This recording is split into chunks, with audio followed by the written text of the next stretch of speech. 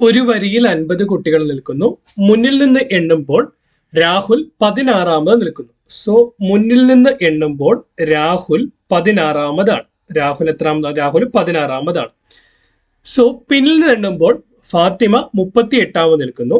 എങ്കിൽ രാഹുലിന് ഫാത്തിമയ്ക്കും ഇടയിൽ വരിയിൽ എത്ര കുട്ടികളുണ്ട്? സോ മുന്നിൽ നിന്ന് എണ്ണുമ്പോൾ രാഹുൽ 16ാമതാണെങ്കിൽ പിന്നിൽ നിന്ന് എണ്ണുമ്പോൾ രാഹുൽ എത്രാമതാണെന്ന് കണ്ടുപിടിക്കണം. അതിനെന്ത് ചെയ്യണമെന്ന് വെച്ചാൽ വരിയിൽ എത്ര പേരുണ്ടോ അതിൽ നിന്ന് മുന്നിൽ നിന്ന് എണ്ണുമ്പോൾ എത്രാമതാണ് രാഹുൽ നിൽക്കുന്നത് എന്നത് കുറയ്ക്കുക. സോ എത്രയാണ്?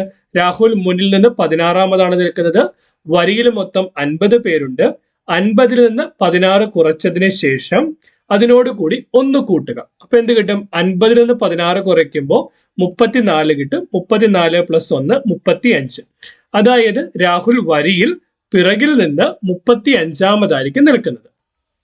ഓക്കെ, ഇവിടെ പറഞ്ഞിരിക്കുന്നത് എന്താണ്? പിന്നിൽ നിന്ന് എണ്ണുമ്പോൾ ഫാത്തിമ 38ാമതാണ് നിൽക്കുന്നത്. സോ പിന്നിൽ നിന്ന് എണ്ണുമ്പോൾ ഫാത്തിമ 38ാമതാണ്. പിന്നിൽ നിന്ന് എണ്ണുമ്പോൾ രാഹുൽ 35ാമതാണ്. 35ാമത്തേതിനും 38ാമത്തേനും ഇടയിൽ 36ാമത്തെ വ്യക്തിയും 37ാമത്തെ വ്യക്തിയുമുണ്ട്. സോ അതായത് 2 പേരാണ് രാഹുലിനും ഫാത്തിമയ്ക്കും ഇടയിലുള്ളത്. സോ ഓപ്ഷൻ എ ആണ് ഇവിടുത്തെ ആൻസർ എന്ന് പറയുന്നത്.